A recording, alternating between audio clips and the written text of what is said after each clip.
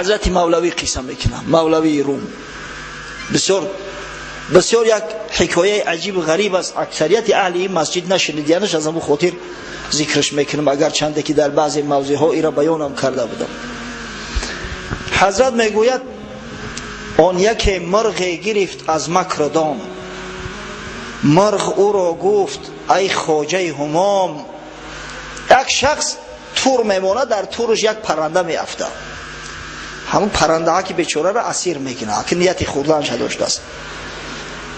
حضرت خدای تعالی مرغ به زبان میآید، از مرغای سخنگو بوده است. این تمثیل است برای ما و شما، تمثیل.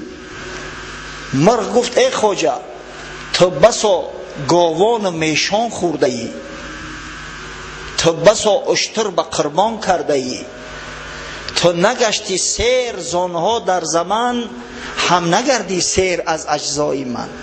ای مردکی خوب گویا فکر که در طول حیاتت ایقا گاویت خورده ای، ایقا گوسپند بزیت خورده ای، شترها خورده ای. حاضر اگر بپرسیمت میگه که شکمم بوی طعام نبورده است، هیچ خوک نخوردم. از این قدر شتر و گاو سیر نکردی، ای همین 10 گرم گوشتی من سیر میکنی. هیل مرا تا که 3 پندت بردیم، تا بدانی زیرکم یا ابلهم. از او دا گفت مرا سرتی 3 نصیحتت میکنم، انشالله فایده و منفعت میبینی. اولی آن پند هم بر دستی تو، ثانیش بر بام کهگل بستی تو. برای آن که دل دور نرو که همین مرغک فند میکنه، نصیحت یکمه در بالای کف دستت میکنم، اگر معقول شد سرمتی. نصیحت دیمه در بالای بامت، در بام کهگلیت. وان 3 پند دیهم من بر درخت، تا از این 3 پند گردی نیک بخت. بعد پند 3 وقتی که از خونه برو اومدم بالای درخت شیشتم، بعد میتونم آنچه بر دست است این است آن سخن، که محال رازی کس باور مکن. نصیحت اول، اگر کسی یک سخن محال گفت باور نکن، بشنوه که قبول نکن. اگر یک پنی که انداخت تو باور نکن. اگر گفت بالفرض که تو دولی جوان هستی، بگرد بخر بچر بگرد، چی جان تقم میتی؟ اون سفید کشیدی پنسیونر شدی با مسجد میرای نمازا را به جماعت میخونی، باور نکن که محال است. زیرا عجل برای هر کس مقدر است از جانب خدا. عجل به پیری و جوانی کار نداره. اگر کسی گفت که برادر آخه چون میکنی این پول رسخات کرده برای مسجد صدقه جاریه، گفته 3 کندیسیونر آورده زده، ای او دا یک کندیسیونرش برده اوغلت بچسبون، همون گاوتم راحت میکنه سلقینه که خشرو. یا که مثلا برده خونه گودکو باید تاکی دیگه شب بچسبون، شبا که نداره کابینت کاری داری یا تا دیگه شب بر بودر خونه گودکات بچسبون. بشنو باور نکن. زیرا زکات فریضه الهیه، زیرا صدقه جاریه آن همون پولی هست که برای آخرتت میفرستی، او حتما به تو میرسه. این پولات ممکن استفاده بری، ممکن نبری، او را حتما استفاده میبری. یک روز و 2 روز نه، جاویدانه استفادهش میبری. پس شنیدی باور نکن. بسیار نصیحتی خوبش گفت و خیلی سرش داد. بر کفش چون گفت اول پند زفت، گشت آزاد و بران دیوار رفت. پری سری دیوار برمد. گفت دیگر برگذشته غم مخور، چون زی تو بگذشت زان حسرت نبر. نصیحت دیگه گفت اگه برگذشته صلوات فکر گذشته را دیگه نکن.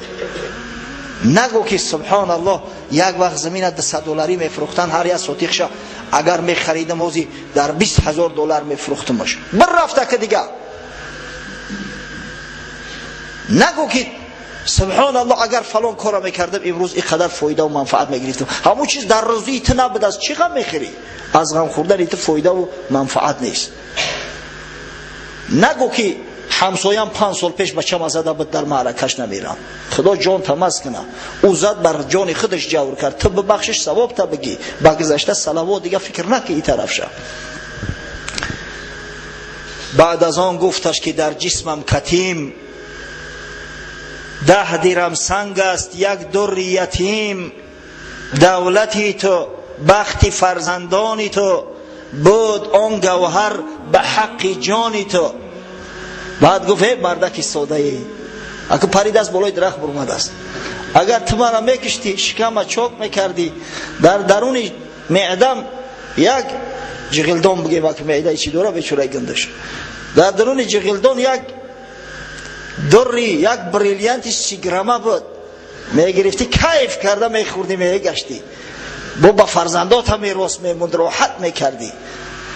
فوت کردی در که روزیت نبود، که نباشد مثل آن در در وجود. او خیل بریلیانتی کلون در دنیا نیست، یک کیف میکردی. افسوس که از دست رفت، رزق روزیت نبود است. آنچنان که وقتی زادن حامله ناله سازد، خواجه شد در غلغله. مثل که زن حامله وقتی تولد کردن دو دوایش میبرویه، خاصتا اگر نو تولد کنه و عصرش میبرویه. اگر در رودم کسی که انا به خاطر زنش رفته باشه در وقتی همون بلشکی تولد فرزند میدونه آخه چخیل داد و فیغان بلند میشوه. این بیچاره خواجه وقتی فهمید که 30 گرم بریلیان بده است، دیگه داد و وایش برود، های دریغ از دست دادم. گفته داد و وای برداشت. مرغ گفتش نه نصیحت کردمت که مبادا برگذشته دی غمت. گفت خانه در بلندی که اوه هازی من نصیحتت نکردم چند سکون پیشتر، که چیزی که گرفت دیگه غم نخو، چون زی تو بگذشت چون غم میخوری، یا نکردی فهم پندم یا کری. وان دیگر پندت بگفتم که زلال، هیچ تو باور مکن قولی محال. 1 دقیقه پیشتر نصیحتت کردم که مرد که خوب، اگر چیزی محالت گفتن قبول نکن. من نیم خود 3 درم سنگ ای اسد، 10 درم سنگ اندرونم چون بود. آخه خدا جانی ترا مست کنه که من خودم 10 گرم وزن دارم، آخه او 30 گرم بریلیان در شکمی ما چخیل میکنجا، تو هیچ عقل فراسه داری؟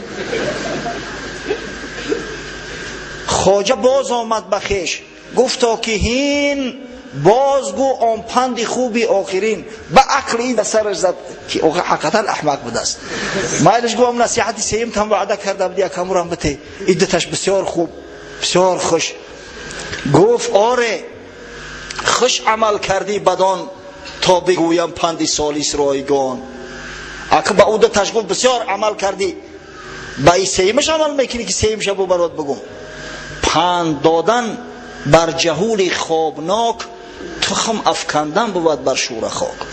بر آدم جاهله که خوابای وقتی نصیحت هیچ اعتبار نمیته، یا میشینه و میره و یکم فایده و منفعت از نصیحت حاصل نمیکند.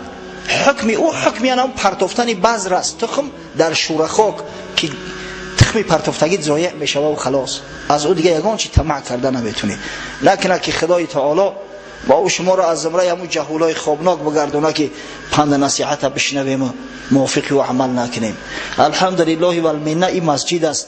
من میدونم خاصتا جوانایی که نزدیک میشینن در خانقاه هستن، بر وقت میآیند جا اشغال میکنن، اینو از اون جهولای خوابناک نیستن.